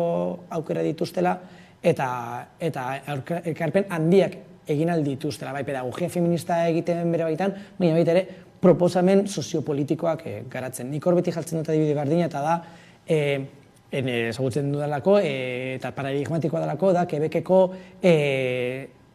erizainen sindikatua.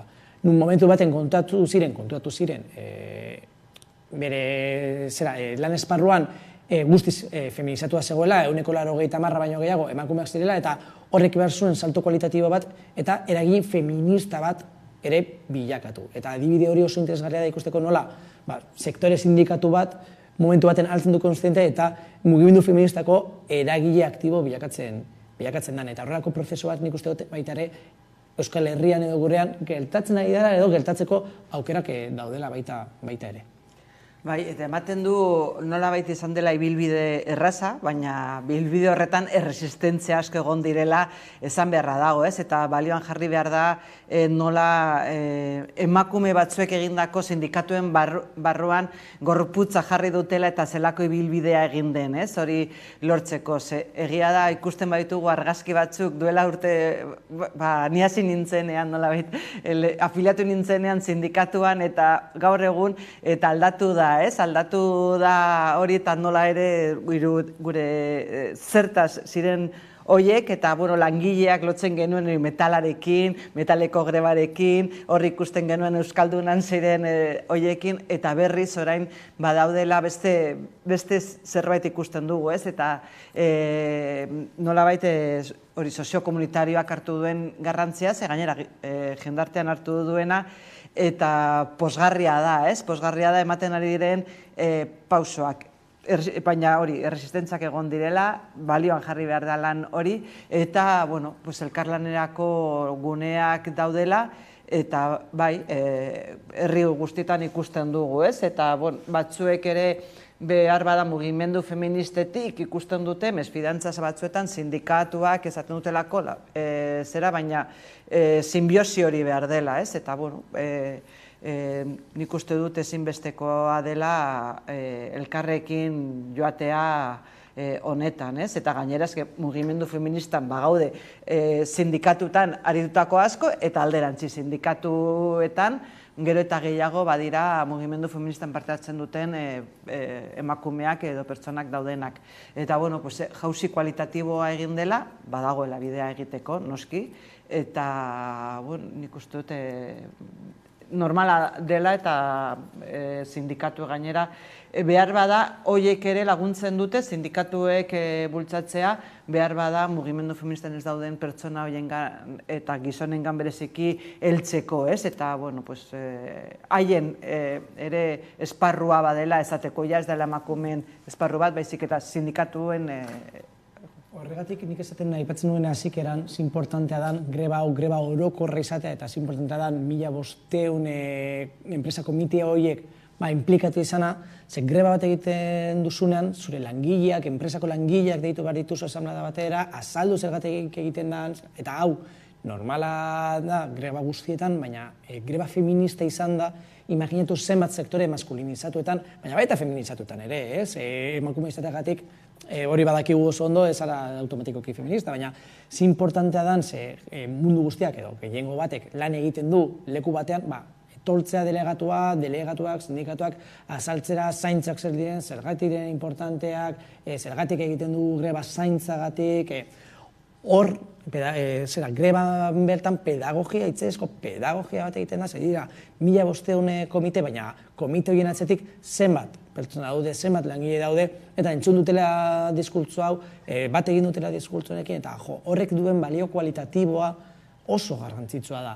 Eta jende asko interpelatua sentitu da nun, agian telebistan ikusten badu, kalteretan ikusten badu, edo mugimendu feminista entzuten badu, ez da interpelatua sentitzen, baina bere lanpostuan interpelatua sentitu da, eta horrekin bat egiteko aukera, edo gitzen ez debate antzuteko aukera izan dute. Eta hor kristonana egin da, bide asko badago ere. Bestalde, Iruñeko Amekako lantaldea, Nafarroako Unibertsitate Publiko inguruan ibili da, eta ikaslei galdetu diete, ea zein den euren asmoa greba egitea ez, eta ea aldarrikapenekin bat egiten duten, edo zeintzuk diren aldarrikapenak. Orduan ikasleen ahotsa jaso dute, ikusiko dugu bideo bat, eta orain jarraituko dugu. Euskal Herriko gazteak bat datoz grebarekin, ados daude, parte hartuko dute? Nafarroko Unibertsitate Publikora heldu gara, haien iritzia jasotzeko asmoz. Ni bai, ikusi dut lehenan, greba. Ez nekien greba zegoenik, zeri buruzkoa da edo... Feminismoaren alde ez? Bale, azaroako 25. Baina, zati egiten dute 30-ean orduan. Greba feminista orokorra. Bale, ez nekien egin behartute da greba. Gauza da lan egiten dugula, basikamente. Eta lehen, 16 urte genuenean edo... Txikia ginenean. Bai, txikia ginenean, institutuan bai, venga grebara, baina eski orain. Egia da... Estuak entzen dizutela dirupila. Eta, nik ez, no me puedo permitir... Ezin dut jasan ez jutea lanera greba egiteko, la verdad. Ez nago zentratuik, baina partatuko dut, azkenean, beti bezala, guk gazteak ez dugu parte hartzen politikan eta ez da implikatzen klase sozialeko borroketan, ez da hobetuko ezer. Eta igual izango gara, lehenengo generazioa biziko garela, gura eta dama baino karrago, eta orduan uste dut parte hartu behar dugula, bai. Ez dago beste puntu bat niretzat.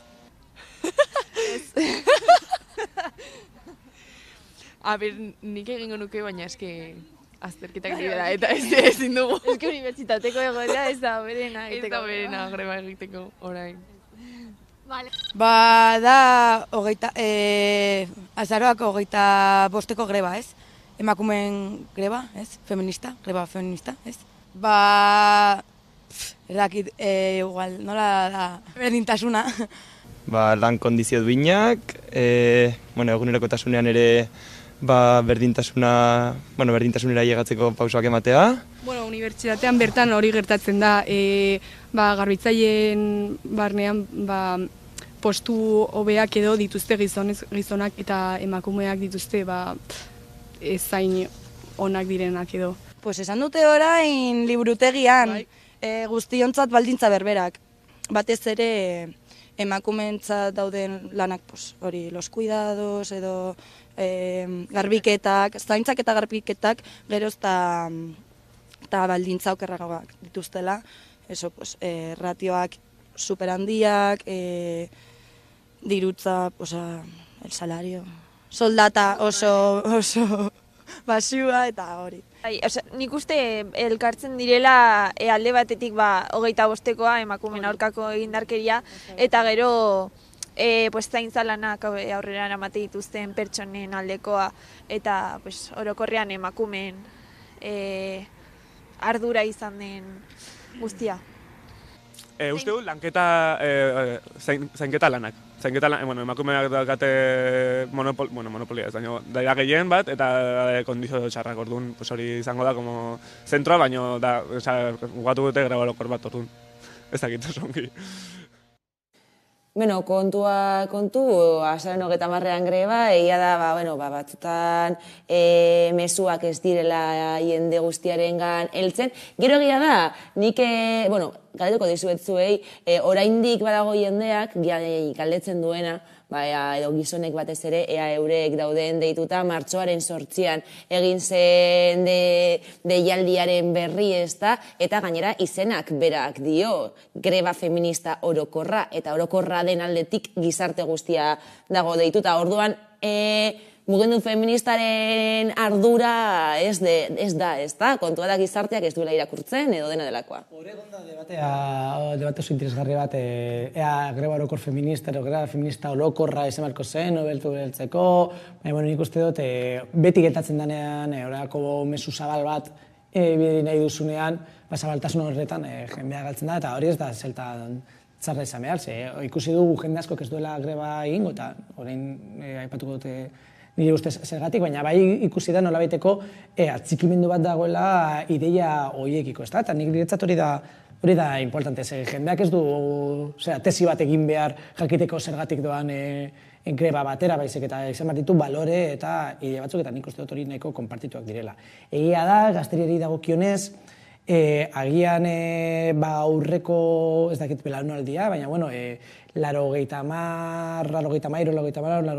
2000ak baino lehen bizi izan genuenok, edo ikasten genuenok, periodo bat bizi izan genuen, non greba orokor pila bat egon ziren, eta horrek ematen dutxu nolabaiteko, ez dut esan ohitura, baina, bueno, beste hurbiltasun bat grebarekiko, eta baita ere ikasle mugimendua asko potenteago bat zegoen, nun grebak etengabeak eta ohikoak ziren, eta gaur egungo ere ikasle grebak nolabaiteko joi bat egon da, eta grebak orokorrean, dira asko sektorialagoak orokorrak baino.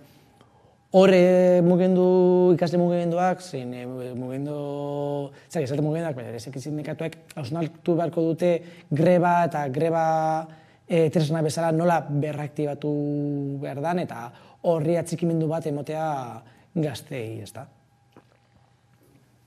Nik uste dute badaukatela oraindik denbora, bihar arte, eta gainera guztiek bazekiten zaintza zegoela erdigunean, eta batzuek ere joan dirala bibliotekara entzutera, liburutegira entzutera, emakume prekario horien zera nola egin duten, eta beraiek aitortu dute adibidez ezin izango zutela greba egin, kasu horretan haiek ere ezin dutelako jasan kenketa hori, diru kenketa hori, eta esan dute hori behitu gonbidatzen ditute eramatera hori laranja, zera brazalete laranja eta lan egitera, eta gutxienez horretaz hitz egitera, ez? Eta, gaur Maider Barañanok idatzi du Pikaran ere artikulu bat, eta irakurtzea zergatik gazteak ere daudela deituta greba honetara, ze batzuek pentsatu, zuek pensionista bai, pension gutxi geratu zaielako, langile prekarioak, baina ematen du ez dagoela baldintzarik ez, greba egiteko bai, gazteek ere bai ez, ze batzuetan beren bizitza proiektua egiteko arazoak dituzte. Ikusten dugu etxe bizitza, greba orokor batean, gaude zaintzarako proiektu bat izateko behar duzu gutxienez eskubide minimoak edo gutxieneko eskubideak nolabait bermatuta, eta ez daukate gazteek ere, ez daukate gizarte honetan. Eta nik uste dut gazteak ez mugitzearena, eta holan behar bada batzuetan nik uste dut eta nizarren sartzen ari naizela, idealizatu egiten ditugula gure garaiak eta ez. Eta gero beste aldetik pentsatu behar dugu zer egin dugu haiekin, adibidez unibertsitateetan, ez? Nolako ikasketa graduak eta ze presioa, eta batzuetan ere presiope horretan, ere nola etxeetan, familietan, batzuetan presioa dagoela, ezin dutelako diru aldetik batzuetan egin behar duzu, gainditu behar duzu, ezin baduzu gainditu urrengo urtean ezin dizut ordaindu matrikula, hor badaude gauza asko ze presioak dauden, ez? Ez dut esaten guztiak eta, zeran. Orduan ere nola nik esango nuke sistema neoliberal horrek nola ikasi du eta nola egin ditun gauza batzuk ere zailtzeko. Hala ere badaude resistentziak, badaude gauzak, eta ni ziur nago bihar unibertsitateetan ere ikasleak joango dela grebara, EH1 nik uste dute eskatuta dagoela geldialdi akademikoa, eta esperut biharko argazkia izango direla ikasgelak utzik, fakultate gehienetan. ze haiek badakite asko dagoela jokoan, haiek ere behar bada zaintzarena ez dute ikusten beren gorputzetan momentu honetan, ja ikusten dute bizitza duinak egiteko zailtasun handiak dituztela. Orduan, eta hauek behar bada, batzuek bazekiten, nahastu dira pizkat, baina badagoela oraindik dago denbora hurbiltzeko eta horren inguruan eztabaidatzeko. Eta honetan ez bada hurrengoan bai parte hartzeko. Eta zaintzaz gabiltzala, zaintza eztabaida publikoaren lehen lerroan jarri nahi du EAJak eta horren inguruan hitz egiteko Olatz Peonekin izan gara lehen, elkarrizketa jarriko dugu eta gero jarraituko dugu. Euskal Herriko mugimendu feministak greba feminista orokorrera deitu du azaroaren 30. Bada zaintza eztabaida publikoaren lehen lerroan jarri nahi duela iragarri du EAJak eta gaiari heltzeko Olatz Peon Gipuzkoako buru batzarreko burukidea dugu pantailaren beste aldean. Kaixo, Olatz? Kaixo, egunon. Zaintza eredu berri bat aurkeztu duzu, ezta? Zeintzuk dira zaintza eredu horren oinarriak? Lehenengo argitu nahi nukeena da gure agendan zaintzaren gaia ez dela berria, ez? Pandemia aurretik gai honen ardura ere bazegoen, egia da, pandemian bizi izan ditugun egoera ezberdinak ikusarazten dula gaia modu dezentez nabarmenagoan, ez? Eta zaintzaren afera eta erronka eraman da nolabait eremu publikora, ez? Ez da kasualidadea lehen aldiz, urriaren 29an zaintzaren nazioarteko eguna izan dela lehen aldiz baita ere, ez? Beraz, guk horrelako ariketa bat egin dugu, besteetan egin izan dugu bezala baino, oraingo honetan gure gogoetak plaza publikora eramatea egokitzat jo izan dugu, ez? Orduan, pixka bat oinarriak galdetzen izkiran, ez? Egin ditugu publikoa, baina gogoraziko ditut 8 gako nabarmentzen genitun, bat, eta seguruenik hau izango da guztiaren oinarria, ez? Pertsona zainketa eredu horren erdigunean jarri behar dela, ez? Arreta personalizatua, universala eta kalitatezkoa izateko eskubide subjektiboa bermatzea. Eskubidetaz hitz egiten ari gera, eta hori ez da nola nahiko kontua, ez? Ditugun zerbitzuak egokitu behar dira personen beharretara eta ez alderantziz, ez? Hori litzake lehenengoa, bigarrena zainketen profesionalizazioa, zaintza modu formalean eta informalean egiten da, badira beste modu batzuk zaurgarriagoak direnak eta egoera hori ere erreparatu egin behar da noski, baina zainketa profesionalizazio horretan azpimarratzen ditugu lan baldintzen sendotzea eta hobetzea, eta hori elkarrizketa sozialaren bidez eta laguntza sistema indartuz egitea proposatzen dugu, ez?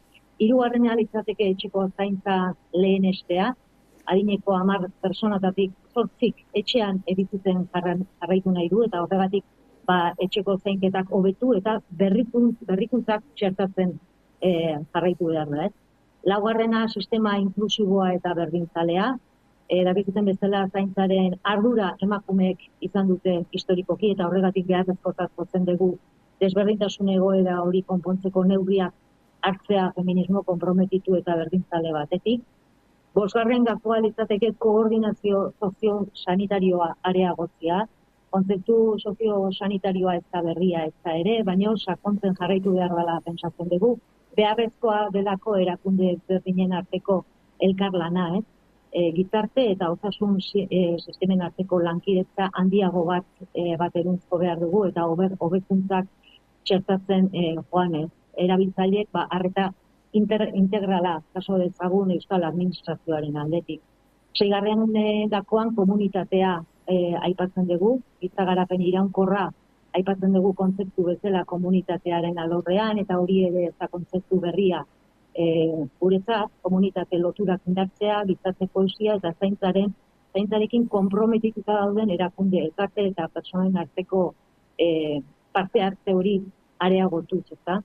Zazpigarren gakoa zainketa iraunkortasuna eta kalitatea bermatzea, eraginkorrak izan da kudeaketa hobetzea eta horretarako baliabide ekonomiko gehiago jarri beharko dira, nolanahi ere gizarte zerbitzuetan aurrekontuak handitzen doaz urtez urte, hori nabaria da, eta hori ere beharrezkoa izango da. Nolabait iraunkorrak izan behar baldin badira hartutako neurriak, ez? Eta 8. da zainketen elkarlanerako gobernantza eta gobernantza berria ere ez da kontzeptu berria guretzat. Zaintza publiko eta komunitarioko eredu bidezkoago, berdintasunezkoago eta erantzunkidego baten alde egiteak, nolabait berarekin dakar elkarlanean gobernatzeko mekanismo berriak esploratzen zutea, ez? Horiek lirateke 8. Eta Gipuzkoan martxan da zaintza ereduaren aldatzeko trantsizioa, ezta? Horretarako jarraibideak biltzen dituen trantsizio agenda bat sortu duzue, eta 4 ardatz nagusi izango ditu agenda horrek, ez da, Olatz? Bai, 4 ardatzak ere importantea dira, ez? Aipatzea lehenengo ardatza izango litzateke publikoa izatea.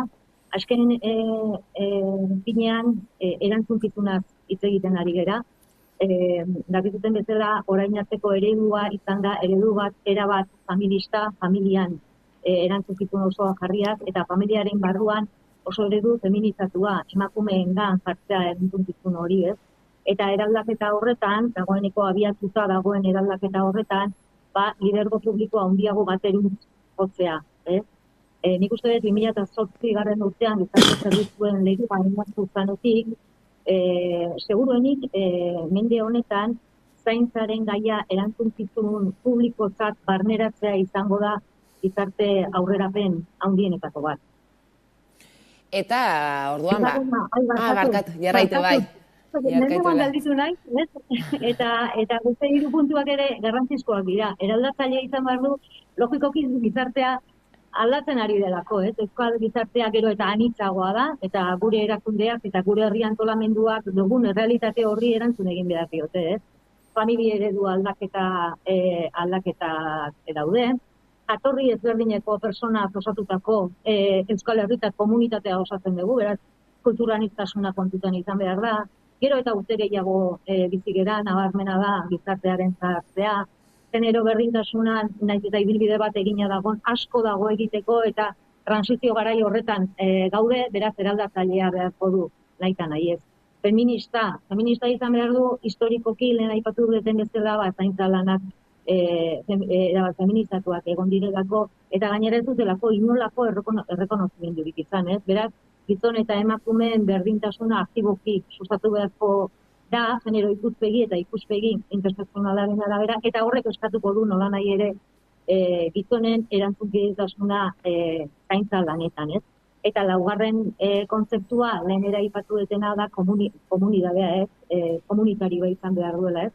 Euskal gizartean elkarte sarea antolatu oso aberatsa dugu, oso inplikatua dagoena gainera, eta gure komunitatea da oso komunitate aktiboa, ez? Eta esperientzia eta ezagutza handia da, eta hori dana kontutan izan behar dugu, eta lortu batko genuke elkarlanean aritzea. Beraz, EAJak aurkeztu duen zaintza eredu berriak 8 oinarri izango ditu, eta trantsizio agendak 4 ardatz nagusi ezta. Zaintza eredu berria proposatu duzue beraz, eta noizko aurre ikusten duzue aldaketa hori martxan jartzea? Nik uste, aldaketa hauek gizartean eraldaketa gertatzen den bezala, ez da egun batetik bestera gertatzen, ez? Eta datak jartzea ez du logikatasun handirik. Eraldaketa gertatzen ari da dagoeneko, gizartea aldatzen ari da, eta bai erakundeak eta bai gure herri antolaketak eraldaketa horri erantzun bat eman behar dio. Dagoeneko aldaketa horiek gauzatzen ari dira, bidea egiten ari gera, ez? Eta hori da nik uste garrantzitsuena. Aipatu duzu, ez da, Olatz, eredua publikoa, eraldatzailea, feminista eta komunitarioa izatea proposatu duzuela, eta Euskal Herriko mugimendu feministak zaintza sistema publiko komunitarioa aldarrikatzen du. Zeintzuk dira proposamen bakoitzaren ezberdintasunak eta gero bestetik eredu hori eraikitzeko bidean ea posible ikusten duzun batera lan egitearen aukera edo ea mai gainean dagoen? Bai, nik ez dut uste momentu honetan eredu ezberdinen talka bat dagoenik, ez? Nik uste bakoitza bere tokitik ari dela bidea egiten, eta hori oso importantea da, ez? Nik gizarte mugimenduei sekulako errespetua diet, batzuekin, aldarrikapen batzuekin gehiago identifikatzen naiz beste batzuekin baino. Baina ukaezina da gizarte mugimenduak beharrezkoak direla gizarte batean gehien bat gizartea astintzeko duten gaitasuna gatik, ez? Ni alderdi politiko baten izenean hitz egiten dut, nire alderdi politiko abertzale baten militantea naiz, giza baliotan oinarritzen den alderdia eta horregatik herri eskubideen defentsan aritzen dira egunero, ez? Direla eskubide linguistikoak, direla emakume eta gizonen eskubide berdintasunari dagozkionak, edo euskaldunei gure etorkizuna erabakitzeko dugun eskubidean, edo nazio eraikuntzan egiten ditugun aldarrikapen guztietan, ez? Gizarte mugimenduak logikoki politikan eragin egin nahi dute, eta alderdi politikoek baita ere gizartearen eraldaketan aritzen dira, baina uste dut bi paper ezberdinak direla eta batak ez duela bestea ordezkatu behar, ez? Uste dut gakoa dela errespetoan, ez? Bakoitzaren tokitik eragiten duen horren errespetoan, ez? Eragile ezberdinen arteko komunikazioa noski beharrezkoa da, horretarako alderdi guztien arteko borondate bat ere egon behar du, hori ere egia da. Baina bada gauza bat, aipatu nahi nukeena eta eskubidez aritzen baldin bagara, eta garbi dago zaintzaren gaiari etzen diogunean eskubidez ari gerala hitz egiten, niri apuru handia ematen dit erabilera partidistarik egitea, ez naiz horren aldekoa erabat, ez? Eta badira eskubide batzuk agian prepolitikoak ere izan beharko dituzketenak, ez? Talka, balego, talka nun ikusiko nukenik, bueno, inoiz entzuten dudanean aldarrikapena, ez, gizarte berri bat eraikitzea euskal erakundeei bizkarra eman naiz, ez? Hor topatuko nukenik talkarik nagusiena, ez? Euskal erakundeak ez dira beti izan orain dira bezalakoak, ez? Azken finean gure autogobernuaren islada nagusiena dira, ez? Eta hori horrela izateko gure aurrekoak lan asko egin zuten, beraz, niretzako euskal erakundeen kontra aritzeak etxe kalte aritzea izango litzateke, ez? Zaintzaren eredu aldaketa horretan bakoitza lanean gabiltza bere tokitik, eta hor jarri nahi nukeenik indarra, hori iruditzen zait garrantzitsuena, eta indarra egitea bat egiten dugun horretan, ez?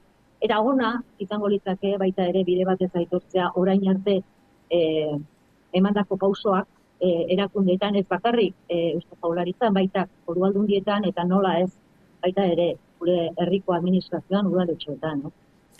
Eta bukatzeko, Olatz, Euskal Herriko mugimendu feministak grebara deitu zaintza eredua eraldatzera exigitzeko, biharko dago deituta greba feminista orokor hori, eaiotatik ez duzu babestu greba deialdia eta greba kritikatu duzue?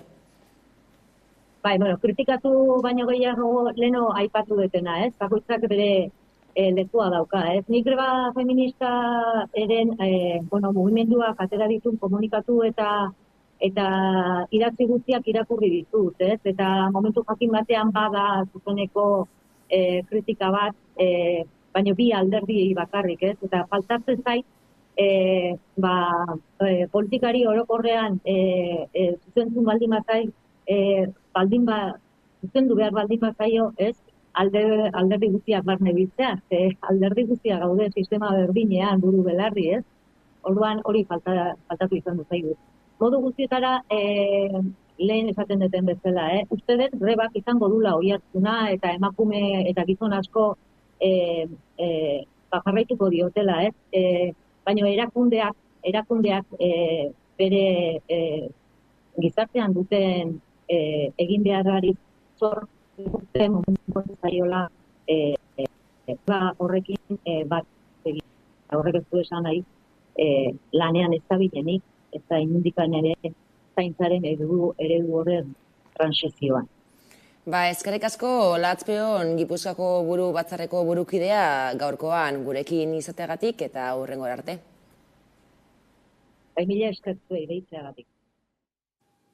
Entzun dugu, egia da Eaiotak ez duela greba deialdia babestu, eta horrez gain kritikatu du deialdia behera. Hala ere, behin greba deialdia deituta zegoenean, Eaiotak zaintza erdigunean jarriko duen proposamen bat aurkeztu zuen, eta eredu publikoa, eraldatzailea, feminista eta komunitario aldarriekin entzun ditu gain bat kontu, zer duz esateko, Arantza?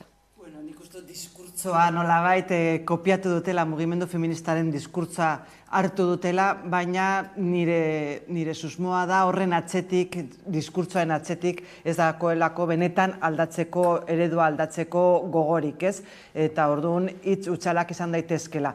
Edo optimista izan da, behartu dugu diskurtsoa aldatzera orain, ea behartzen dugun ere grebara joango ez diren erakunde horiek aldatzera ere eredua, ez? Baina hori itzen zai, baina diskurtsoa kendu edo, kopiatu digute.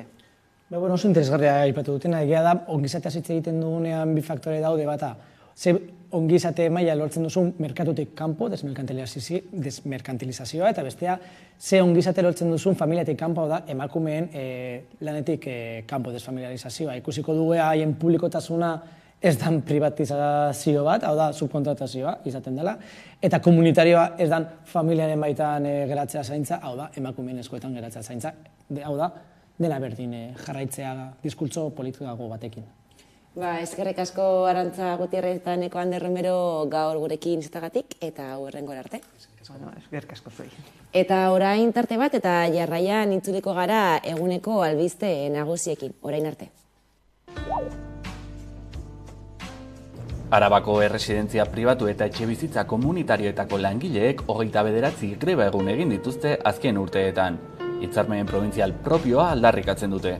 Besteak beste, urteko lanaldia murriztu eta soldata igoerak bermatuko dituena. Exigitu egiten dugu hemen hitzarmen bat izatea, eta hori esandako da suposatuko luke oso baldintza prekarioetan dagoen jendea, prekarietate horretatik ateratzea eta bizimodu duin bat izatea. Eta horrek ere, ez dena askotan esaten, suposatuko luke ere erabiltzaileengan hobekuntza oso nabarmena ere. Izan ere, Arabako langileek, Bizkaia eta Gipuzkoako lankidek, baino 200 ordu gehiago egiten dute lan urtean, 700 euro gutxiago kobratuz.